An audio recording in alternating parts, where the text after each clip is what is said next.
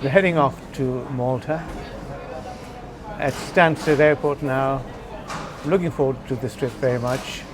We're meeting this great man, Joseph Calleja, and let us see what he has got to say. I've never been to Malta, so it's the first time.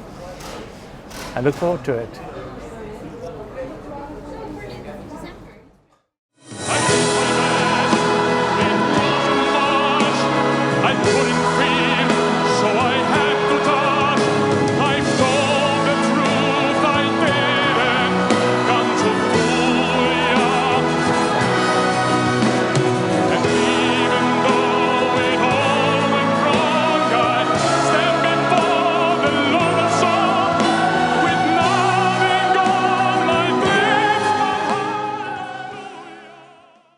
I'm in this very beautiful island of Malta, and I'm here to see a big man.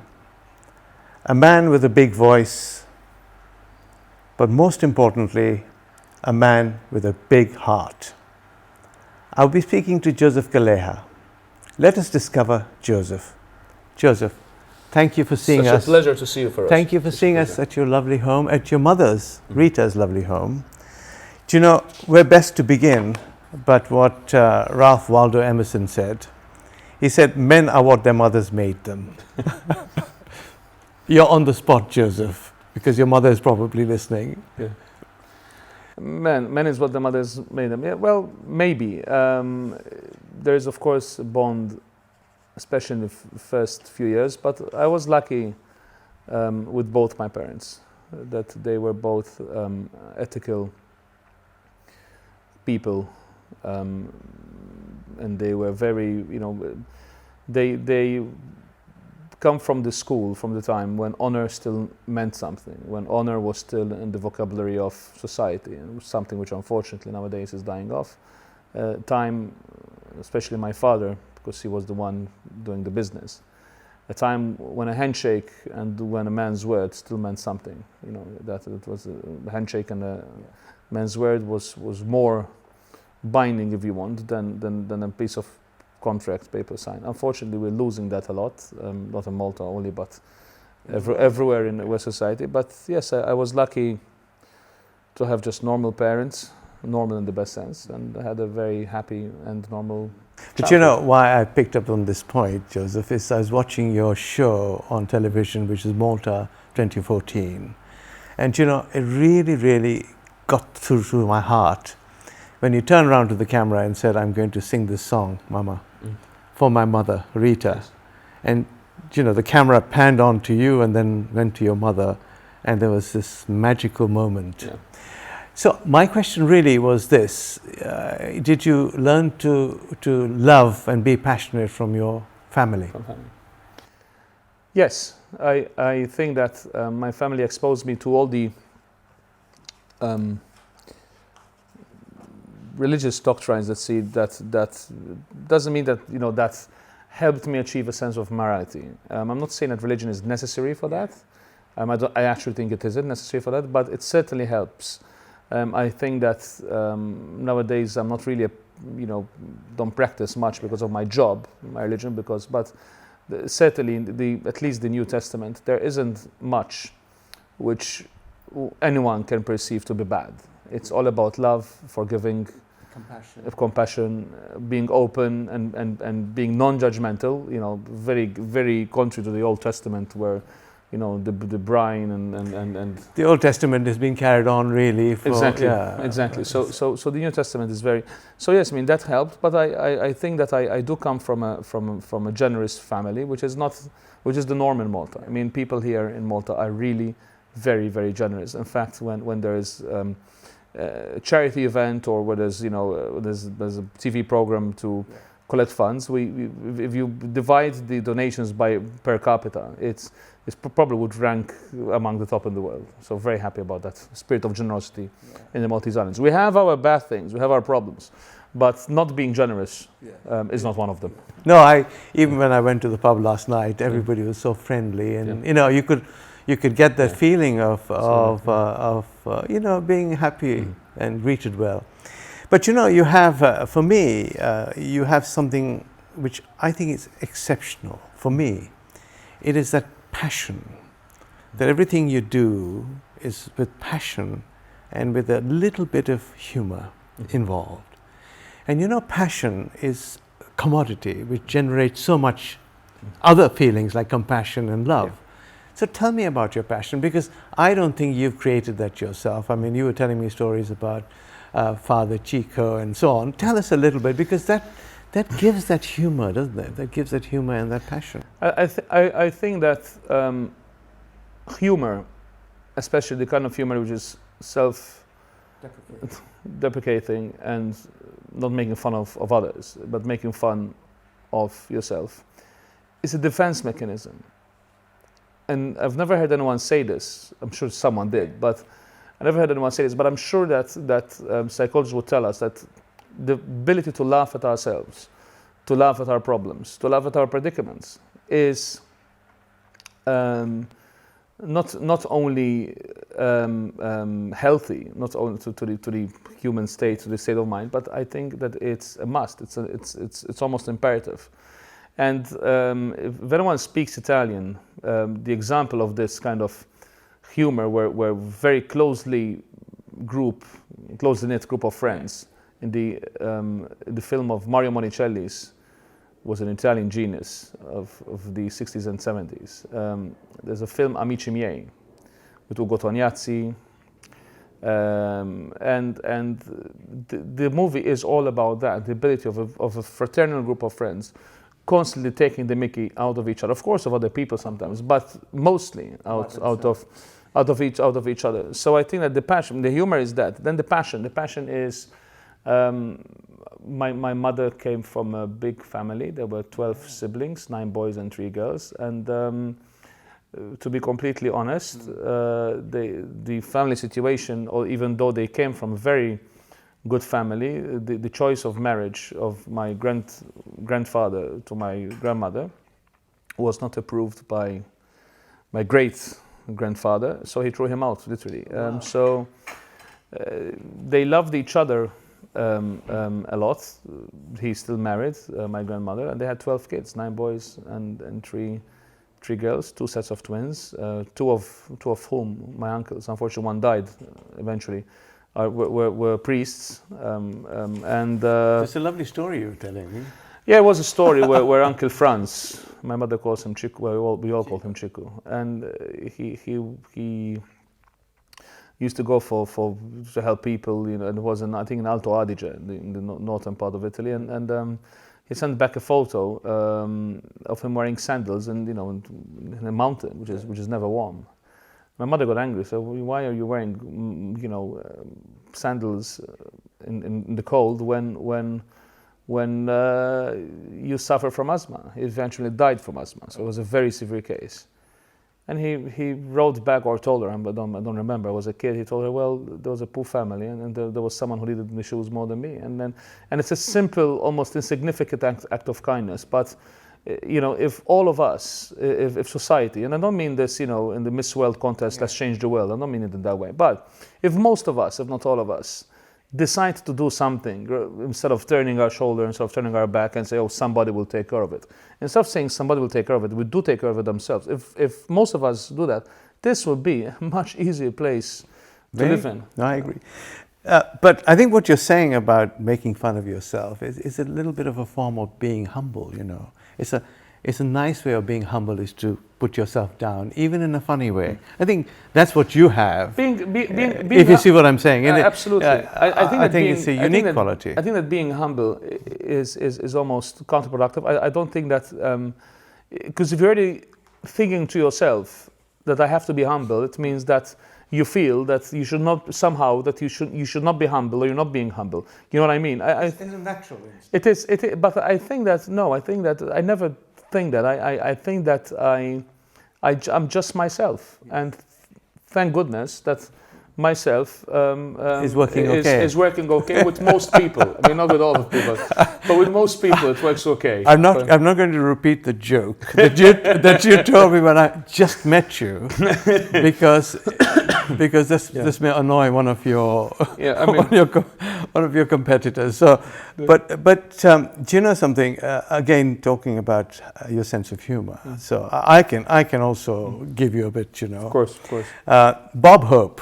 You remember Bob Hope, of course. Yes. He said, if I have to lay an egg for my country, I would do it. Have you heard of that? Never. But I think, again, you really stand up for Malta, don't you? You rant and rave sometimes too, but you really love your country.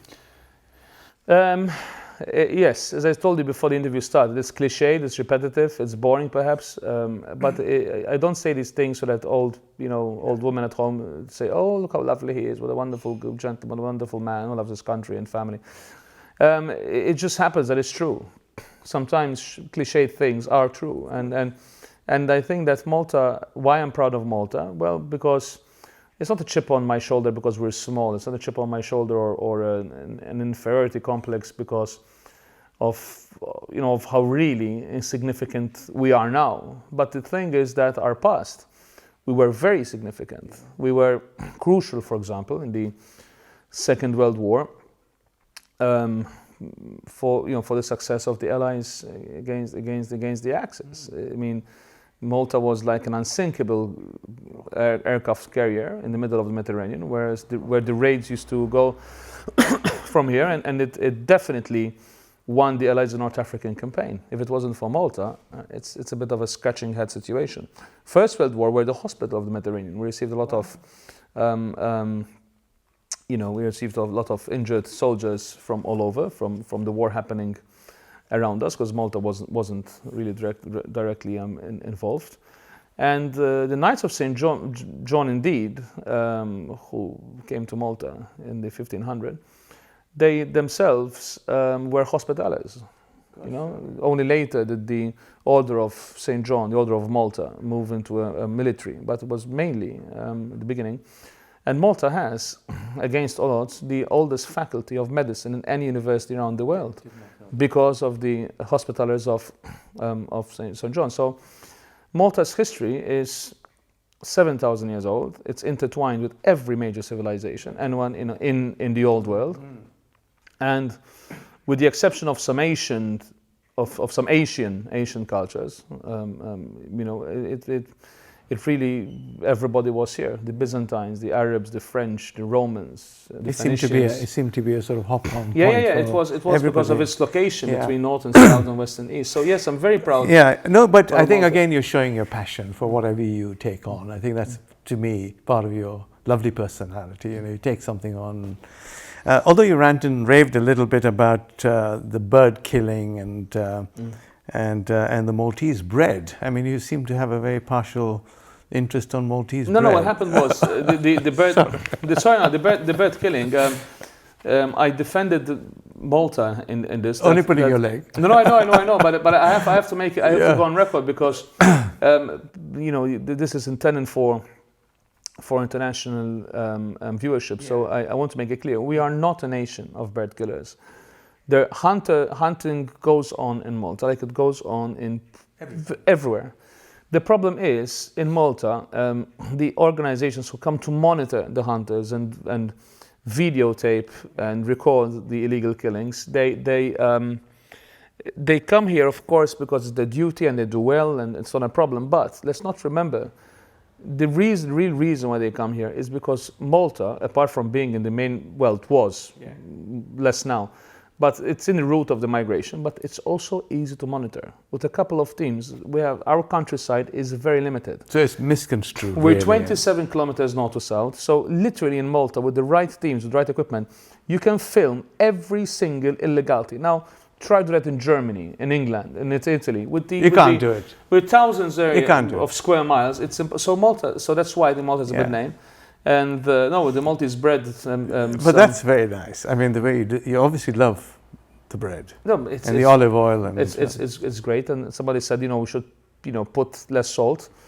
And I said, no, it's a tradition. It's great. Enjoy it. If you want to consume less salt by eating bread, eat less bread. Very good point. But, this situation where nowadays you have to have a board for everything. We have to have, everybody. You should not breathe 5 times an hour or 5 times every minute, because you should breathe 4 times, and you have to keep. It's getting too much. It's getting too much and beyond ridiculous, and it's really only there, to justify. For people to justify the purpose. You also have the probably the first privilege ever of being the ambassador, a cultural ambassador for Malta. Is that correct? Well, you just heard me speaking about my country. Can you I find know, a better? Yeah. Well, I heard you rant and rave. But a better. No, But what is it? What does that mean? What do you have to do? A culture ambassador. You really are. You do shine out, obviously, and yeah. you say you're Maltese, of course. But does it mean my name? Well, yes. My name of Malta, my name and the name of Malta are intertwined. They have been so since I've started singing in 1997.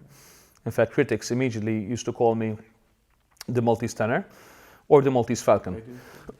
And the Maltese falcon died, it dropped, but the Maltese tenor stuck. Yeah. Whether it's German, whether it's Italian press, whether it's English, whether it's French. It's everywhere. It's the Maltese tenor. And, it just so happened that I felt very strongly about my country. I love it. And what do? Well, I meet people all the time from the world of business through my profession. Yeah. I meet journalists, I meet TV producers such as yourself, and what I usually do is they say, "We want to interview you. We want to come to Malta, make a documentary about you." I said, "Well, come, but if you come, I'll put you in touch with the tourist board. I want you also to do a little feature." And sometimes a little feature ends up into a big feature, and we're talking about CNN, BBC, ZDF, RTL, Euronews, Deutsche Welle, major TV networks. And it is putting Malta on the map, because it is, yes. Because even the last few months, I've seen 2 very good programs. Yeah. You were involved in those. Yeah. BBC Arts, I think, or whatever, or Sky. Yeah, Sky Arts. Yeah. And so, yes, I think Malta is coming on the map, and it doesn't take long. If people stand up for it. Yeah. It's that, and I also, from a local point of view, I did a lot, I think, to be part of the renaissance of Maltese culture. Maltese culture in Malta had suffered a lot in the 80s, in the 90s, and in the mid 2000s. My explosion, if you want, on the Maltese scene when they realized what I had done abroad. There was a resurgence of interest in classical music. When I was starting out as an opera singer, when I was 15, 16, there was no one else who was really studying for this professionally. Nowadays, we have about a dozen. Have you? They've been followed. Dozen singers who are either starting a professional career or are on the cusp of starting a professional career. So it's inspiring. It is inspiring. It is. Yeah. Now.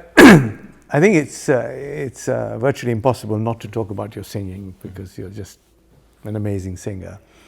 But how did you discover your voice? How did it happen? Your mother thought you were an embarrassment when you were young and started singing. But how did this? Was there a magic connection at some time? Something happened?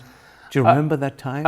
I don't remember myself not singing. So I was born with a very good instrument, and that's not thanks to me. It's biology, whatever you believe in.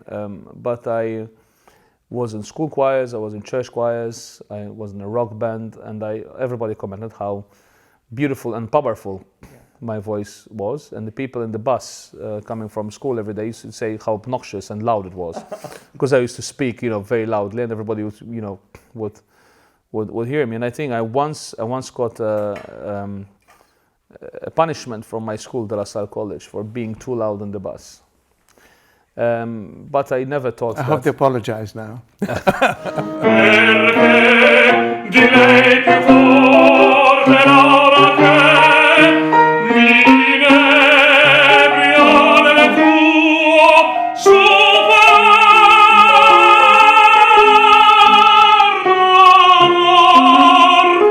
But I never thought that I had world-class talent. I never thought I could make a career. I never thought I could make a living, you know. And it was, long story short, it was me meeting my teacher, Paul Asher, when I was 15 years old, in January. And he made it clear to me and my parents eventually that I did have world-class material. He didn't promise a world-class career because a lot has to be has to go alongside the talent. There's, you know, the sacrifices, the work, and everything. But he said, if you want, the material and the possibility is there. But you've been very lucky having one teacher for so long, and he's a great man. He loved you very. He was, yeah. I mean, I've studied with other people and I've collaborated with other people, but everything that makes me special came from him. And in this room, this is where we did most of our work. We did also work in some other studios before he. Before he moved here, but that's the piano we used to work with. This is the room where we used to work with intensively. He did say, though, recently in his last interview that you still need to grow up and get a bit more warmth. But I think he was joking. Well, I mean, again, I think he had a sense of humor. No. He always believed that a tenor, an opera singer, never stopped studying. So he was right. I'm just in the middle of I'm in the start of my prime, not even the middle of my prime, the start of my prime. A tenor is in his prime, mid-30s, late 30s. So now I have... But I thought you were about 60. The 25 years, the best 25 years should be now. And he always was an advocate of me studying, of me, you know, ameliorating my voice and my talent, and I miss him. He died recently, and it still hasn't dawned on me his death. You know, when you lose someone, and people tell me, "Oh yeah, but he was 92. He had a long life." Yeah, but he was a good 92. So when somebody who was 92 dies, it's still traumatic. But I think it's a good sign that you feel he's still with you. You know, because it's nice to be inclusive in these things. Well, that's my view. But I was listening to your album Amore. In a sense, are you sort of doing some crossover stuff and doing a bit of light music to trying to follow people like Bocelli, or are you just selling yourself out slowly to make money? Okay, Amore. I mean, generally, it's sometimes I do albums for the repertoire, and there's a concept which is purely classical. And sometimes I love to have fun, and Amore is me having fun, but there's not one song in that album which is not difficult. There's not one aria, and it's a mix of course, classic and you know, but the songs, you know, I'm not singing, you know, Britney Spears, you know, I'm not singing. Why not? You know, no, because my voice is not good enough for that. Yeah.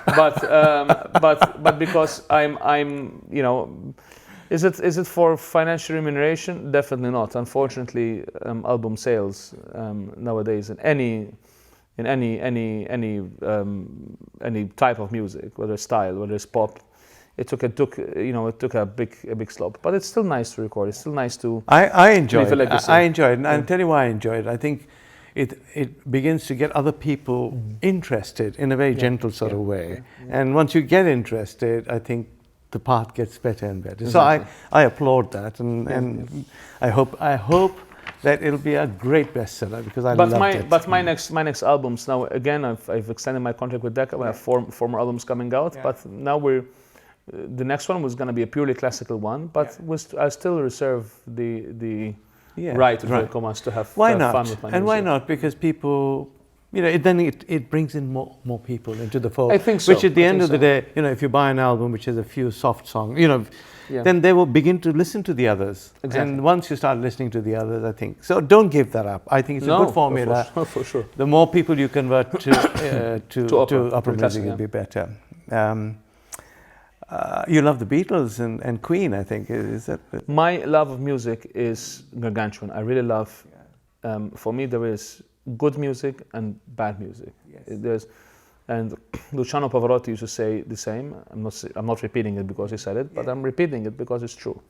There is good music and there is bad music, and I love everything from Eminem. He has some great songs. Beatles, Bing Crosby.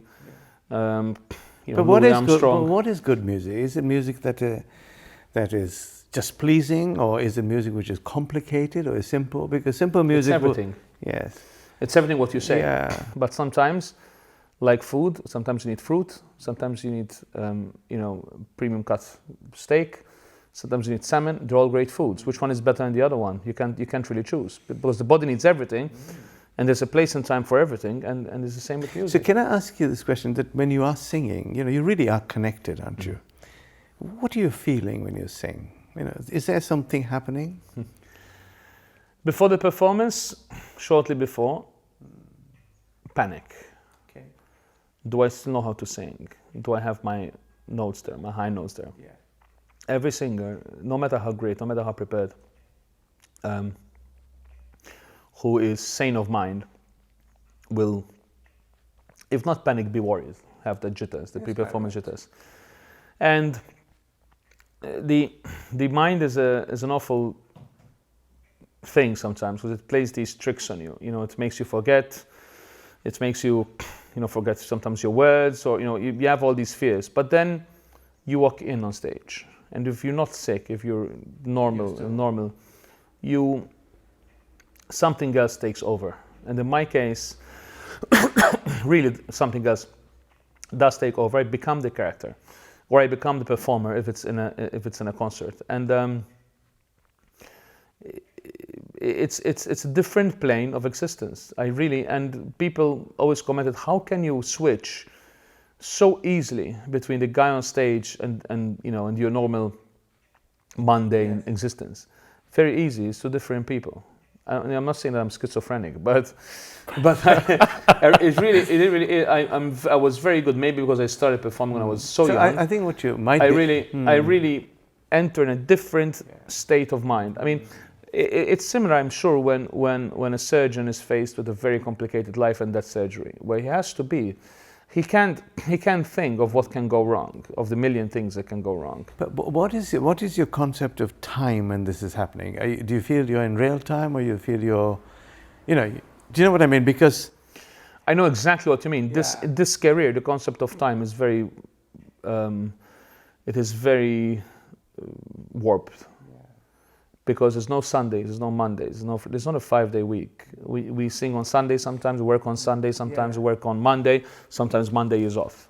So the sense of time in this profession is very warped. I meant a sense of time when you're singing. As well. Because when you're doing something which you're so engrossed in, you don't know what time is. It's a natural progression. It goes, when you're on stage, again, time usually goes very fast, but usually goes very slow as well. It depends what state of mind you're in. Are you sick?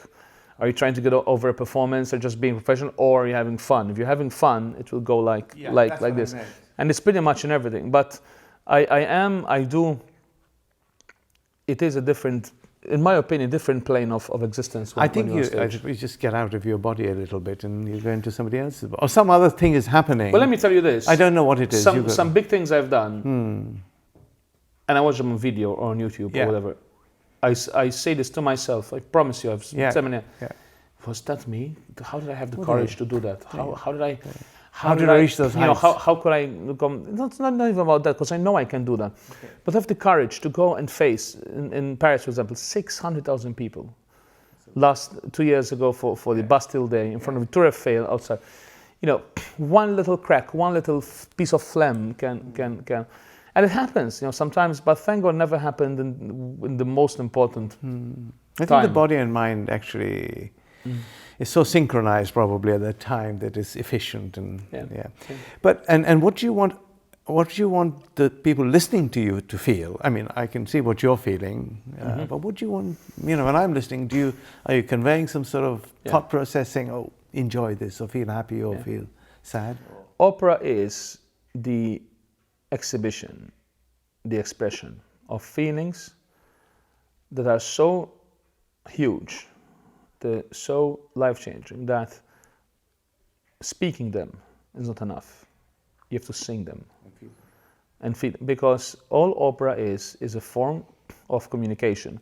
Take the movie Close Encounters of the Third Kind of Steven Spielberg. Yes. You remember that movie with Richard Dreyfuss, etc. And the aliens come on Earth. They're spotted, and one of the first scenes of the movie is when the team, led by a Frenchman in the movie, they go to India,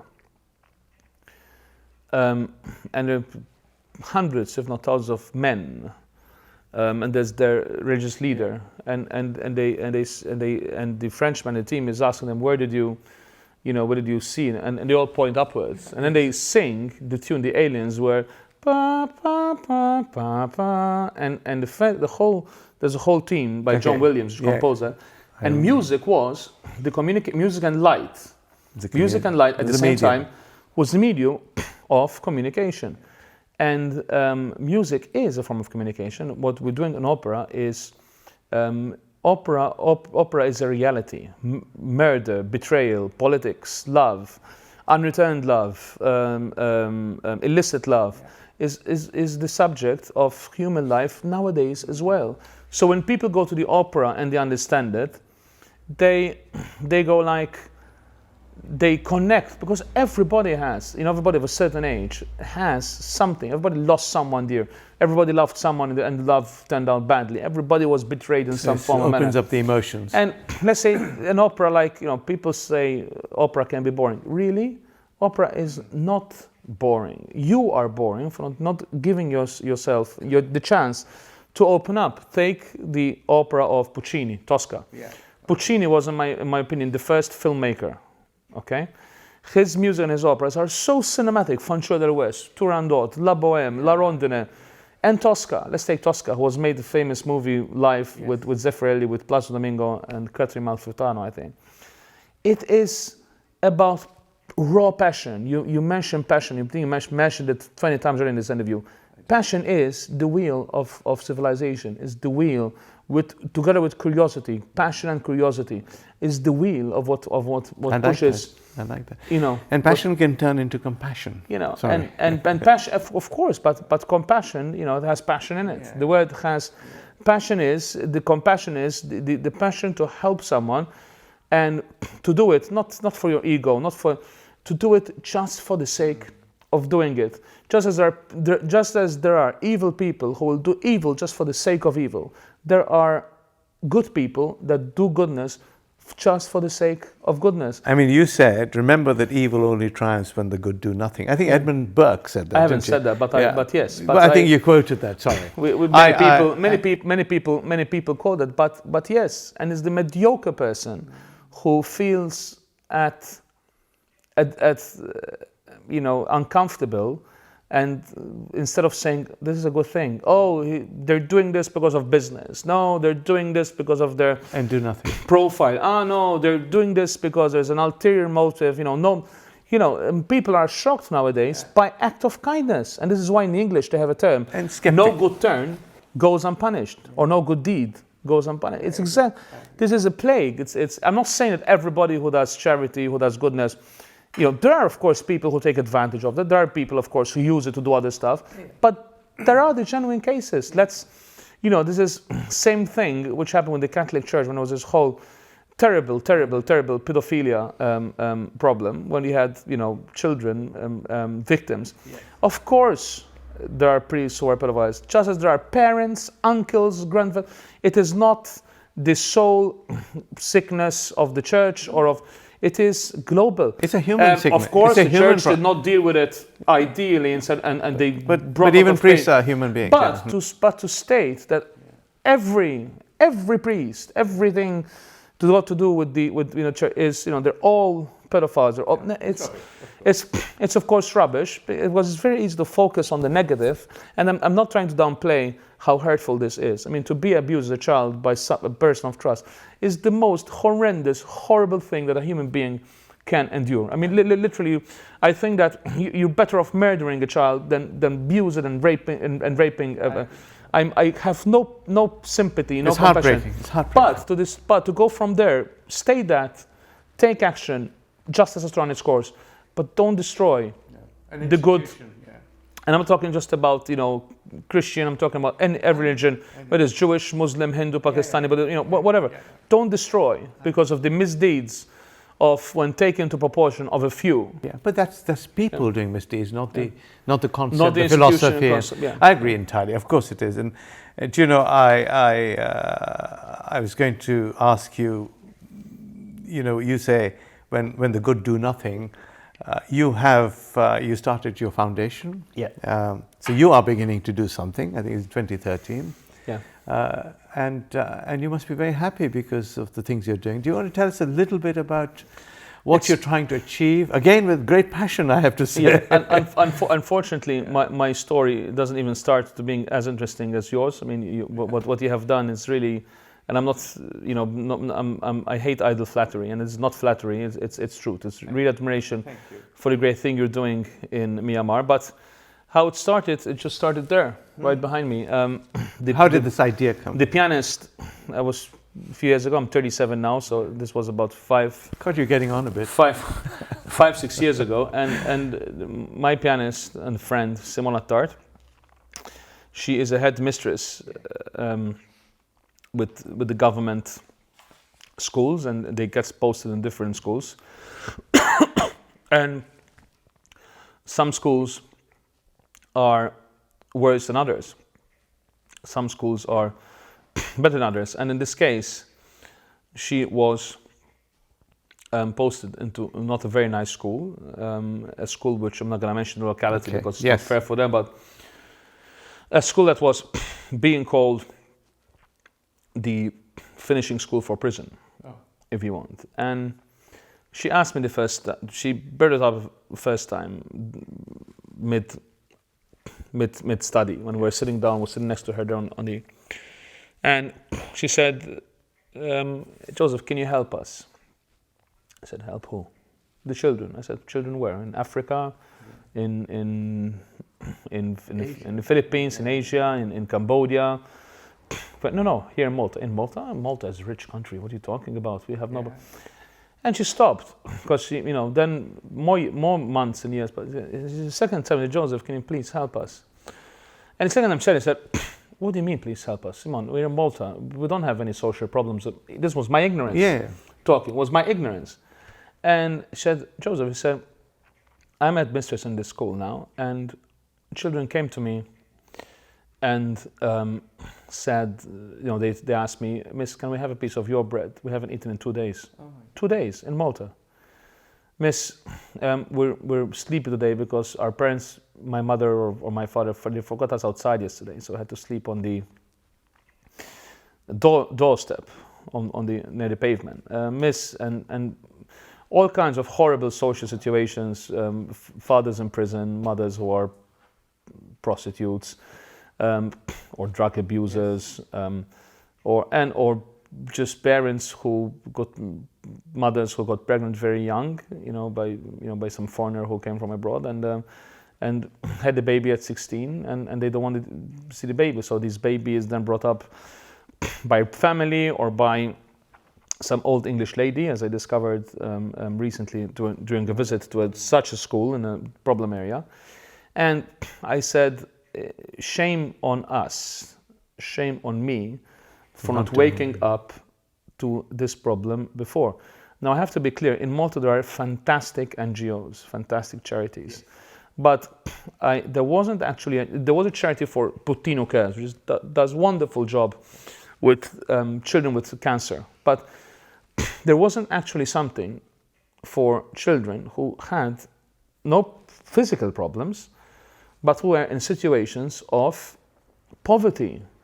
Now, we're very good at hiding poverty in Malta, but there is some poverty, like there's anywhere else, and there is some poverty. Just because you don't see it on the streets, that's because we have a social structure which is very good, which prevents that, or at least 98% of the time, from happening. But there are social problems that if are going to be continued of being ignored. I think you are talking about changing these people to Yes. give them a better future Yes, rather yes. than maybe throwing some money at them. It's not about giving them a rod. Yes. It's not about giving them a fish. It's about giving them a rod. Correct. I think that was what I thought was amazing. And this is how it started. And I spoke with the organizers of my summer concert in 2009, and I said it became an idea at 2:00 in the morning, and I called him. He was fixing up the stage, still awake at that hour. I said, listen, I want all the orphans of Malta to come to my concert for free. Are you against it? Are you with me? He said yes immediately. Anton Attart is his But name. they were singing as well, were they not? You've got a choir. Some of them did join us, but it wasn't. Those are children who are not from disadvantaged. Okay. But this year we have disadvantaged children who are singing in the choir. But this was a last minute.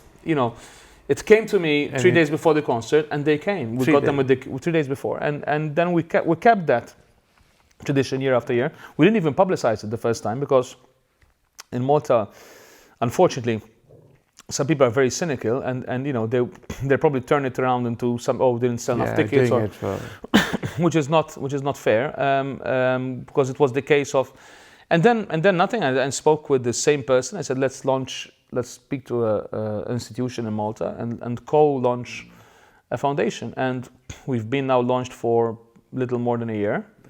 We're helping already, and it has two remits: to help young Maltese talent from that don't have the funds to continue their studies abroad. Their potential. They have to have exceptional talent. It's not for everyone. And is it just for art or any talent? It can be any talent. Academic, it can be sports.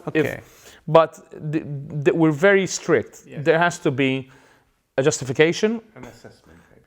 An assessment, there has to be justification to why they need the money, and has to be talent. If there's no talent, if there's no exception.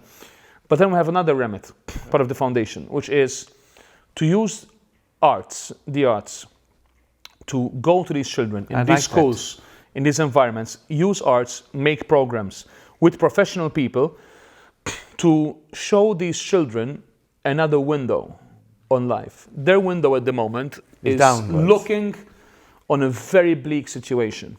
You have to open another window. That window can turn into a door to another outlook, to another. So these children who are, as a child, you see, you have to reason with the brain, with the mind of a child. A child's world is limited. Sure, a child has a great imagination, but its world is limited. Its world is what its carers is giving the child. It's like a cat, like a pet cat, like a bad dog. A pet cat and a bad dog are seeing to a big degree what you want them to see. A cat cannot take the train and go or the ship and go to Rome. It's what you are allowing them to see. This is why being a parent is so responsible. Being a carer is so responsible, because you are responsible to the nurture and with this foundation, we contacted Mark Cabourdan, just one of the people who are doing these programs, and he has experience in doing a youth program for the youth prisoners in prison. He used Shakespeare. He got professional actors from London, worked with the prisoners, youth, for months, and did a show which was open to the public. The public could not discern between the professional Shakespearean actor and the youth prisoners. This is not an exaggeration. So it's opened a new. Three of them, of these youths. This was not funded by my foundation, by the way. This is the man who we funded to do work with children. Because this was with youths, not exactly, but still children. Yeah, of course. I mean, sometimes I'm still a child. I'm 37, and it's worked so well that 3 of these prisoners now, ex-prisoners, are doing different programs around the world. Similar, it's very important. Changing the lives of people is such a blessing. We could talk all day, and we probably will continue after this. Yeah. But I want to ask you 2 questions. Sure. Only. First, when you're given this divine gift, and I would say it's divine, is this a burden or is this a blessing? Oh goodness, for us, a burden. A burden is being born in a war-torn country. A burden is, being born in with not even enough food so that your body can produce milk to feed your son. I mean, yes, it's relative. I have this fight all the time with my girlfriend Philippa, whom you're meeting. No, we have this fight because I tell her, well, if there's a loving God, how can He leave so many, literally tens of thousands, if not hundreds of thousands of people suffering, of completely innocent people who are just the victims of war, strife, civil, and yes, but it doesn't mean that somebody who's in the Western world who's privileged. What I meant by that is really is this gift put a pressure on you? I'm gonna write to it. Yes, it does. Relative. Because it's something precious, But relative to our life. Yes. If I compare this with the suffering and turmoil that people you've met, for example, I've read your book. I meant in terms of, because you have some amazing gift, you need to use it in a very effective and beautiful way. Yeah. And I don't mean a burden in the sense of not having food or drink. It's saying, I have this thing, I must use it. No, it's a gift. Blessing. I think that I've seen so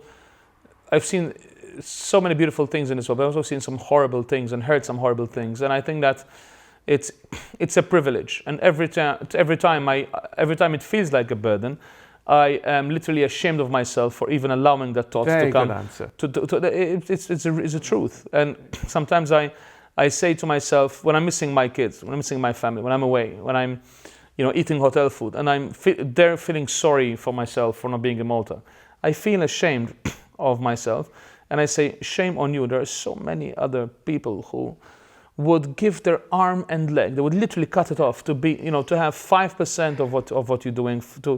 So, and recently I was very sick with I had pneumonia. I mean, nothing of the world, but everybody can have it. But and I completely recovered. But in that period when I lost a bit of my faculties for a short time, it was again an eye opener to just how damn lucky I am. So, Joseph, is this your destiny, you think, to be what you're doing, and is this your path that was destined for you, or do you think it was just a piece of good luck that fell into your lap? Are you here for a purpose? I don't know if I'm here for a purpose, but I definitely want to be useful to my society and to my country, and I would love to do so many things. That one of the biggest constraints is that human life is so short, because I really wish that I had more time on my hands to do. Joseph, as far as the interview is concerned, I think we have run out of time. To do more, but yes, I think. But that's a lovely answer. I agree. I really think, to sum it all up, that we have that we could do so much, and people like you and me are it's just a privilege to be born in a land like this, and we have to really, in my opinion, just for ourselves, for our self-fulfillment, to open our eyes, realize that every minute, in this plane of existence on this earth is borrowed time. Let's make good use of the borrowed time and help other people. Yeah. Thank you, Joseph. It's such a pleasure to talk with you. Thank you really. so much. Really. Thank you.